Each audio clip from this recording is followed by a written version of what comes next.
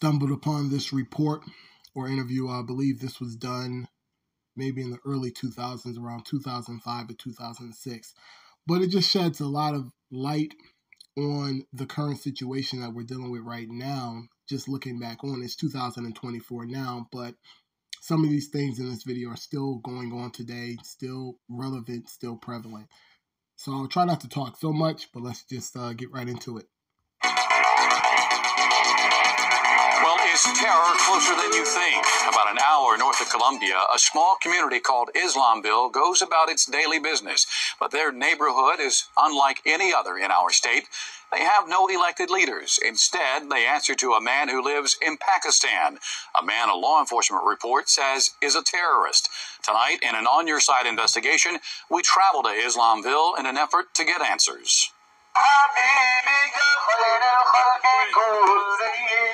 It's not a location that we sit back and absolutely ignore. York County Sheriff Bruce Bryant is talking about this 34-acre site called Islamville, a self-contained Islamic community. All of the residents here accept this man as their ultimate leader, Sheikh Mubarak Ali Jalani. This 2006 law enforcement report was produced by the Regional Organized Crime Information Center. The center is funded by the U.S. Justice Department. The report says Jalani is known as an international terrorist and is the leader of the terrorist group called Jamaat al-Fuqra. The report also says Jalani is the leader of 7 covert paramilitary training compounds in the U.S., with one of those in York County. I know there's a lot of people that has great concerns about this compound, but the Constitution of the United States certainly protects them and their right to be there. And, we have to abide by that. But it doesn't stop there. A classified report says Jalani has at least 28 other suspected communes in the U.S., all operating under the name Muslims of America.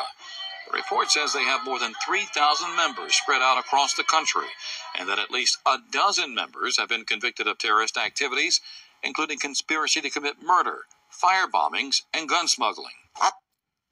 Yeah, so that information right there, unfortunately, is accurate.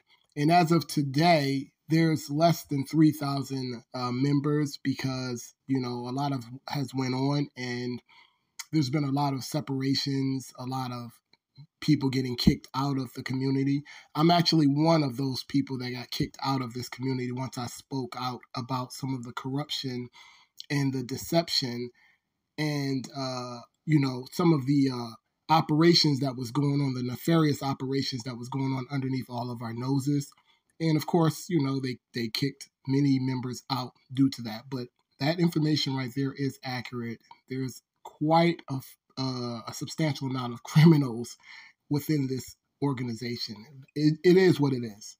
I think most of the people that are part of Sheikh Jalani's total structure are unaware of the very intense terrorist connections that Muslims of America has had in the United States for the past quarter of a century. Martin Moyer is president of the Christian Action Network. His organization has been investigating. That is also accurate. A lot of us, we were unaware because our fathers and our mothers never disclosed certain information to us.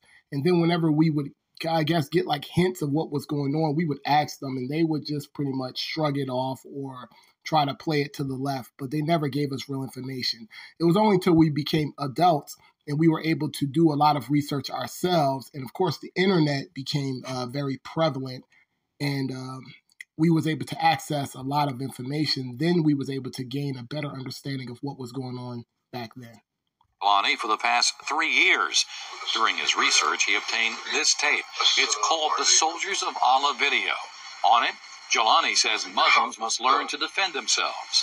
Life is becoming more hard for Muslims.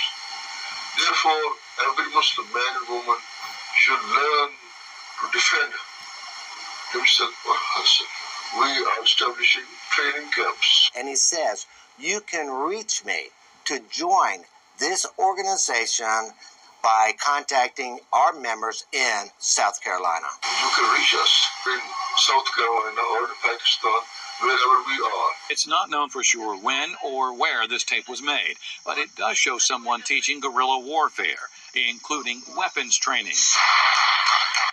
Sheriff Bryant says neighbors often report hearing gunfire coming from the York County compound. At least once a month, anywhere from 500 to 1,000 Muslims converge on Islamville. The sheriff says his office is always told in advance, and there's few, if any, problems. Nevertheless, his deputies patrol the area on a regular basis. So Sheriff Bryant told you correct. This is an open community. We don't hide anything. This is Ali Rashid, an Islamville elder. Sheriff Bryant says Rashid was recruited by Jelani more than 25 years ago in Pakistan. He showed up some 2 minutes after we drove into the compound. I'm sure you've already photographed. What you just photographed is all there is. The shrine is down the road, and the houses that you passed are all private residences. There's not anything else going on besides we have, 5 or 6 residences down here, and that's it. When we asked Rashid for an interview, he declined, saying the Muslims of America leaders didn't want him talking with the media. He says they told him, well, look, anybody that gives a news interview, make sure, you're not saying things that, would seem like we're some kind of hidden group or something like that. We don't want you to get that impression. So, this brother is someone that we know, a lot of us in the community know very well. He has since passed on and made his transition to the afterlife. May God have mercy on his soul and forgive him his sins. But this information right here, once again, it's not entirely accurate in terms of him saying they don't have anything to hide. There's nothing going on. Now, we don't have all of the information because we're a little bit younger. Our forefathers, our elders, they had a lot of the information, and they were kind of getting involved in high-level criminal activities. And unfortunately, they were criminals. They were doing things that they should not have been doing and was casting a bad light on the organization. So they since went from Jamaat al-Fukra to then MOA and then tmoa. And now currently in 2024, they are now tmoa Inc. Now, just think about that. Why would the name be changed that many times? Because obviously they were trying to escape some of the activities and the dark clouds that was coming on the organization. So they would just continue to just name hop and try to rebrand themselves. And basically what this brother is trying to say here is, we're just innocent, peace-going, peace-loving Muslims. Well, I mean, some people are, but some of the higher ups, they actually basically is a big money laundering campaign that's going on, and the higher ups are stealing from the unsuspecting members of the group, the cult group. However, he did agree to call his home office to see if he could talk. A few minutes later, he came back, and again the answer was no. But when I asked Rashid about possible terrorist ties with Sheikh Jelani, he did tell me this. We're not listed as terrorists. Sheikh Jelani is not a terrorist, so we don't have no problem. He then took my name and number and promised somebody would get in touch with me. We'll give you a call, and we'll talk to you, okay? We were then escorted from the property, and no one ever called. Obviously, law enforcement has been concerned about Islamville since its no one was going to call These them. people drive school buses here in this county. They work in our hospitals. But the sheriff's biggest worry has to do where Islamville is located. According to the 2006 law enforcement report, Jelani opened his compounds near significant infrastructure targets. Islamville is less than 5 miles away from the Catawba nuclear facility. Is that a concern? Absolutely. Those are the type things that the reason that we have these folks on our radar, and the reason that we try to keep up what's going on out there. All right, so to that information right there, that's not entirely accurate as well. Perhaps they were doing these type of things maybe way back in the day, but recently going into the later 2000s, mid 2000s, no, it was just about stealing from the community members and just getting wealthy, getting rich. So for those who do not know, the money conversion from U.S. dollars over to Pakistan, I don't know if it's, I don't want to quote the wrong thing, but their currency over there versus our currency over here was very significant. So what they would do is have our money get sent over there and then converted to where they could become very, very wealthy. That's what the game plan was, and it was successful. It currently is still going on right now. Hours after leaving Islamville, we went back, this time, though, staying outside the compound. Within seconds, however, we were approached by Jelani followers with more on the way. How long have you lived here? All my life. Born and raised. Been out in the schools in New York. We live just like our neighbors live. We don't bother anyone. We're very friendly people. We go out and we work and we make an honest living, and we just believe in our beliefs. These people don't believe like I believe. All right, so the previous brother that was just speaking, I know him very well, and I do know his family. And unfortunately, he would be one of the community members that I would be referring to as, as unsuspecting. He's not aware of the high-level criminal activities that's going on above his, his class or above his level. He's just completely unaware. And in terms of saying that, we're just peace-going and peace-loving people and we just don't, no, we're only that if you agree with us. If you do not agree, if you do not agree with their mission or their position, or if you have some disagreements about how they're running their operations, or if you step out and say something about it, you will be removed and you will be persecuted. This is just the truth. And a few of us in the group that we have formed, which is R2F, this is our channel right here, we're all victims of this exact same thing I'm talking about.